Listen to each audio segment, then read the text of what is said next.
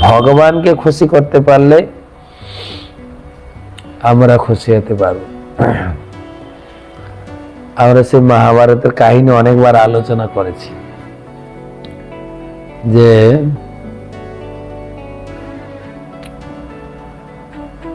দুর্যোধন সবসময় যুধিষ্ঠির মহারাজের দুশ্মনী করত। যুধিষ্ঠির মহারাজ কিন্তু দুর্যোধনকে খুব ভালোবাসতেন, নিজের ভাই মনে করে, কিন্তু দুর্যোধন সেই সুযোগ নিত। একবার দুর্যোধন দুর্বাসা মুনির খুব ভালোভাবে সেবা করেছেন। দুর্বাসা মুনি এসেছিলেন রাজ্যে হস্তিনাপুরে, আর দুর্যোধন খুব কপটতা পূর্বক খুব ভালো সেবা করেছে, আর দুর্বাসা মুনি অল্পে সন্তুষ্ট হয়ে যান। বৎস, আমি তোমার এই সেবায় খুব খুশি হয়েছে, তুমি বর চাও। দুর্যোধন কপট ভাবে বলছে, হ্যাঁ একটা আমি বর চাই, আমি তো এখানে মোটামুটি রাজপ্রাসাদে সুখে শান্তিতে আছি। আমার বড় ভাই তারা 5 জন, তাদের এখন বনবাস দুঃখ কষ্ট চলছে। আপনি যদি ওনাদের কাছে গিয়ে ওনাদেরকে একটু দর্শন দেন, আশীর্বাদ দেন, তাদের জীবনের দুঃখ কষ্টটা তো কাটিয়ে উঠতে পারবে। বলছে এইটুকু ঠিক আছে, আমি যাব। হ্যাঁ যাবেন, তবে ভিজিটিং টাইমটা বলে দিই, কখন যাবেন। অনেক সময় হয় না, আমরা যে আমার এক আত্মীয় বা আমাদের পরিচিত এক ব্যক্তি সে সে হসপিটালে আছে, যাই একটু দেখা করে আসি। আমি গেলে তো হবে না, তো হসপিটালের টাইম আছে না, এই টাইম থেকে এই টাইম, ওই টাইম থেকে ওই টাইম, ওই টাইমের ভিতরে গেলে আপনি দেখা করতে পারবেন। সেদিন বলছেন কোন টাইমে যাবেন আমি সেটা বলে দিচ্ছি। দুপুরে মধ্যাহ্নে যখন গড়িয়ে যাবে, দ্রৌপদীর খাওয়া দাওয়া শেষ হবে, তখন হাজির হবে, তাহলে তারা আতিথেয়তা করতে পারবে। দুর্বাসা মুনি সরল ভাবে গেছেন। আর কখন যাওয়ার কথা ছিল? ভিজিটিং আওয়ার, দ্রৌপদী খাওয়ার পরে। মহারাজ যুধিষ্ঠির দুর্বাসা মুনির সশিষ্য, দুর্বাসা আমাদের কথায় আছে, দুর্বাসা মুনি যেখানে যান 60,000 শিষ্য নিয়ে যান। তো সবাইকে সুস্বাগতম আতিথেয়তা প্রদান করেছেন মহারাজ যুধিষ্ঠির। তখন দুর্বাসা মুনি বললেন, ঠিক আছে আমরা এখন স্নান করতে যাব পবিত্র হওয়ার জন্য। সন্ধ্যাকালীন যে স্নান গায়ত্রী করে এসে তোমার এখানে সবাই প্রসাদ পাবো। তো এই কথা শুনে যুধিষ্ঠির মহারাজ খুব খুশি হয়েছে। তো সবাই গেছেন স্নান করতে, এদিকে যুধিষ্ঠির মহারাজ ঘরে এসছেন, দ্রৌপদীকে বলছেন খাওয়ার দাওয়া সব রেডি কিনা, ভোজনের বিষয়বস্তু সব রেডি কিনা। কিন্তু দ্রৌপদী দাঁড়িয়ে চোখের জল ফেলছে। কি ব্যাপার, কেন তুমি চোখের জল ফেলতেছ? বলে তুমি কি জানো না আমার খাওয়া হয়ে গেছে? মানে সূর্যদেব একটা থালি দিয়েছিলেন, অক্ষয় পাত্র, সেখান থেকে যত খাবার নেওয়া হবে, যত খুশি খাবার নিতে পারো, কিন্তু শর্ত বা কন্ডিশনটা ছিল দ্রৌপদীর খাওয়া হয়ে গেলে আর এক দানাও খাবার সেখানে পাবে না। তুমি, আমি কোথা থেকে খাবার পাবো? কি করে খাওয়াবো? কি করে আতিথেয়তা করব? আমি তো সম্পূর্ণ অসহায়। যুধিষ্ঠির মহারাজ এই ভাব গম্ভীর মুহূর্তটা উপলব্ধি করে, তাদের একমাত্র প্রার্থনা গোবিন্দ।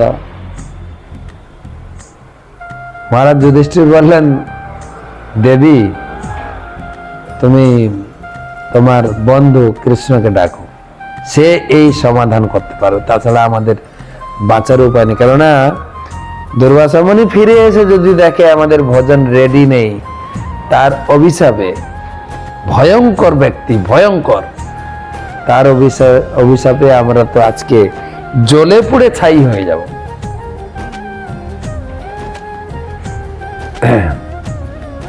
আর দ্রৌপদী একদম নেত্র নিমীলিত এবং নেত্র স্তব্ধ করে হৃদয়ে ধ্যান করা শুরু করলেন। কৃষ্ণায় বাসুদেবায় দেবকী নন্দনায় চ নন্দ গোপ কুমারায় গোবিন্দায় নমো নমঃ। চিন্তামণি প্রকর সদ্মসুকল্প ভিক্ষ লক্ষাবিতেষু সুরভীরভিপালয়ন্তম লক্ষ্মী সহস্র শত সম্ভ্রম সেব্যমানম গোবিন্দমাদি পুরুষম তমহম ভজামি। আর বলতে বলতে কৃষ্ণ এসে গেছে, বলছে my dear sister, my dear loving sister, তোমার আহ্বানে আমি ছুটে এলাম, নিশ্চয়ই কিছু ভালো মন্দ রান্না করেছে তাই না? আমার সত্যি তোমার ডাকে আমার সত্যি আমি ক্ষুধার্ত হয়ে গেছি, দাও দাও দাও। আর দ্রৌপদী হাঁ করে তাকিয়ে আছে। আমি ডাকলাম এই বিপদ থেকে বাঁচানোর জন্য, আর তুমি এসে আবার খাবার চাইছো। তুমি জানো আমার খাওয়া হয়ে গেছে, আমার বাড়িতে এখন এক দানাও খাবার নেই। তা আমার বিপদ হচ্ছে, দুর্বাসা মুনি আমার গৃহে, সশিষ্য দুর্বাসা মুনি আমার গৃহে শিষ্যত্ব, তিনি আতিথেয়তা বরণ করেছেন। তার সেবার জন্য আমি কিছুই ব্যবস্থা করতে পারছি না, যেহেতু আমার ভোজনের পরে তিনি এসছেন। তো কৃষ্ণ তুমি এর একটা সমাধান দাও, সেই জন্য তোমাকে ডেকে। আর এই চরম মুহূর্তে তুমি আমাকে কি পরীক্ষা নিচ্ছ? তুমি আবার খাবার চাইছো? সত্যি বলছি আমি ক্ষুধার্ত। দ্রৌপদী একদম পাথরের মতো দাঁড়িয়ে আছে, কৃষ্ণের মুখের দিকে তাকিয়ে আছো কি? দেখো না বাসনে কিছু আছে কিনা, কিছু তো লেগে থাকতে পারে। এক এক কণা, কেউ বলে শাক, কেউ বলে অন্নদানা ছিল। তখন দ্রৌপদী বলছেন, এক কোণা আমি খাবার খুঁজে পেয়েছি, থালার এক কোণায়, বলছো ওটাই দাও। ওটাই গ্রহণ করেছেন ভগবান, একদম ভিতর থেকে তৃপ্তি অনুভব করছে, আমি অনেক কিছু খেয়েছি। আহা, বেশি খেলে মাঝে মাঝে ঢেকুর করেন, বেশি খাওয়া হয়ে গেছে, জল খেতে ভগবান ঢেকুর তোলা, আর ভগবানের ঢেকুর তোলা দেখে ওখানে ঢেকুর তোলা চালু হয়ে গেছে। দুর্বাসা মুনি জলে স্নান করছিলেন, আহ্নিক করেছেন, অনুভব করছে পেটটা ভরা ভরা লাগছে কেন আজকে? সবার পেট ভরা ভরা লাগছে না? হ্যাঁ গুরুদেব। কিন্তু যুধিষ্ঠির মহারাজ তিনি অত্যন্ত সুন্দর আতিথেয়তা করেন, সব দিক থেকে আতিথ্য বরণে, আতিথ্য সেবায় যুধিষ্ঠির মহারাজ খুবই পটু। এটা গৃহস্থ ধর্মের মূল শিক্ষা। গৃহস্থের ভগবান কে জানেন? অতিথি। আমাদের বাংলায় বলে অতিথি নারায়ণ, অতিথি নারায়ণ।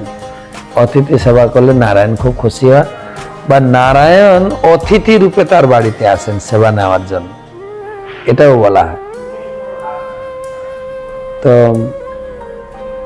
তিনি তো এত সুন্দর ব্যবস্থা করেছেন, নিশ্চয় ফিস্ট হবে, ফিস্ট না মহা ফিস্ট হবে।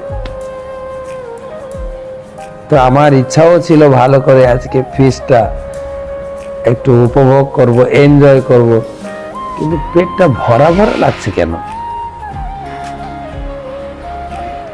আর এই মুহূর্তে এই দুর্বাসা মুনি ভীমকে বলছে, এই ঘরে খাওয়া দাওয়া সব রেডি, ওদেরকে ডাকো। ভীম যাচ্ছেন, দূর দূর থেকে বড় বড় আওয়াজ করে ডাকছেন, ঋষিবর,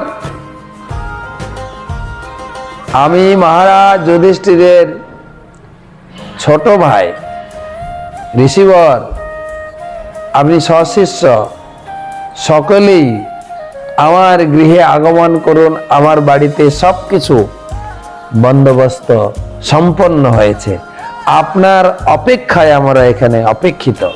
আসুন আসুন ঋষিবর, ঋষিবর, ঋষিবর, দুর্বাসা মুনি, ঋষি সশিষ্য আপনি চলে আসুন। আর দূর থেকে ভীমের আওয়াজ শুনে এই মুনির আবার ভয় লেগে গেছে, আরে এমনিকে খিদা নাই, আবার ভীম ডাকতে এসে যদি ওখানে পৌঁছে না খেতে পারি বেজ্জতি হবে না? এমনিকে দেখি না বাংলায় আমাদের মায়েরা কিভাবে আদর করে খায়, এত কষ্ট করে রান্না করছি, খাইবেন না? ও মহারাজ, জানেন সারা রাত ঘুমাইনি, আপনার জন্যই কত পদ রান্না করলাম, আপনি খাইতেছেন না, খুব কষ্ট পাইতেছি জানেন। এরকম যদি বলে তাহলে তো অবস্থা খারাপ। তার থেকে বেটার ওখানে না গিয়ে এখান থেকে পালায়। দুর্বাসা মুনি ওখান থেকে বলছেন, ভীম আজকে আর আমরা যাচ্ছি না, আমরা এখান থেকেই চললাম আমাদের আশ্রমে, পরে আসবো পরে। মহারাজ যুধিষ্ঠিরকে বলে দিও তিনি যেন কিছু মনে না করেন, আমরা পরে আসবো, পরে এসে ভালো করে তোমাদের বাড়িতে ভোজন করব, ঠিক আছে? মনে কিছু করিও না, তুমি ভালো করে বুঝিয়ে দিও। বাস ভগবান সমাধান দিলেন। ওনাদেরকে ওখান থেকে না পাঠিয়ে দিলে তো মহারাজ যুধিষ্ঠিরের পরিবার সেই দিনই ভস্মীভূত হয়ে যেত। তো ভগবানের মহান লীলা এখানে বলছেন, ভগবান তুষ্ট হলে আমরা তুষ্ট হই। আমরা তো এই জগতে এই কথাকে নিজের মতো ব্যবহার করে অপপ্রচার করছি। আমরা তুষ্ট হলে ভগবান তুষ্ট, আমি আপনি, হ্যাঁ ভগবান আবার কে? ভগবান তো পাথরের মূর্তি। হ্যাঁ,